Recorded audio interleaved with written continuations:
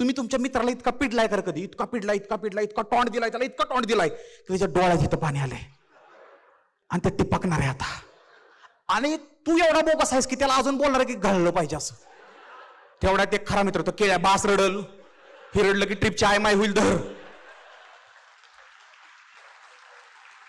चेष्टा करावं की रे मैत्रीत, पण डोळ्यातनं पाणी येईपर्यंत वय हित आलेलं असतं त्याचं पाणी. आणि सायन्स खूप भारी विषय, आम्ही खूप मन लावून ऐकलेला. ते 2 धडे सोडून त्यांनी सगळं शिकवलं आम्हाला. आणि भारत तिथंच मागं गेला, मी खरं सांगतो. हा, आम्हाला सांगितलं ही चुकीची गोष्ट, ह्याबद्दल शिकवलं नाही पाहिजे. सगळ्यात महत्वाचं तीच आहे, नाहीतर ही नराधम जन्माला बी आली नसती. माहितीये का तुम्हाला? हे शिकवाय पाहिजे का नाही की बाबा पिरियड्स नावाची गोष्ट असती बाईला, हे असते ते. हे सांगितलंच नाही आम्हाला. आम्हाला शाळेत शिकवलं नाही. म्हणले घरी होमवर्क कसं करायचं, ते चॅप्टर उघडताना घरी फाटायची आमची. सगळं बाजूला सोडलं, ही काय शिकायला लागलायस तू? शाळा गंडली तिथं, हे आम्हाला शिकवलं नाही. पप्पा सॉरी म्हणत आवडचं खायला घेऊन येतो. आणि पुरींच्या बाबतीत तुम्ही एक गोष्ट बघितली का रे? पुरींच्या बाबतीत किती भारी गोष्ट आहे. खरं असेल तर हातवर करायचा.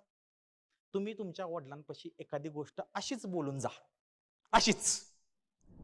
आणि सगळे बहीण भावाच. आमचा पहिला नियम आमच्या कम्युनिटीत की सगळे बहीण भाऊ. आणि आम्हाला हा बेसिक डिफरन्सेस कळला ना की स्त्रिया तयार व्हायला वेळ घेतात, त्यांना स्वतःवरती प्रेम आहे, त्यांना प्रत्येक जागा एक्सप्लोर करायची, प्रत्येक जागेचा फील घ्यायचा आहे, वाईब फील करायची. आम्हाला मच्छी खायची आहे, आम्हाला चिकन खायचंय आणि बीचवर क्रिकेट खेळायचंय. ह्या जमीन आसमानाचा फरक आहे ना हो. आम्ही ट्रिपला एकत्र गेलो, साताऱ्यातून ट्रिप निघाली, पोलादपूर घाटात गेलो.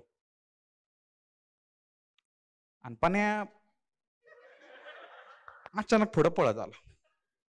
पाण्या म्हणला मला घाम आलाय. घाम आलाय हे लागलायचा कोडवर्ड आहे.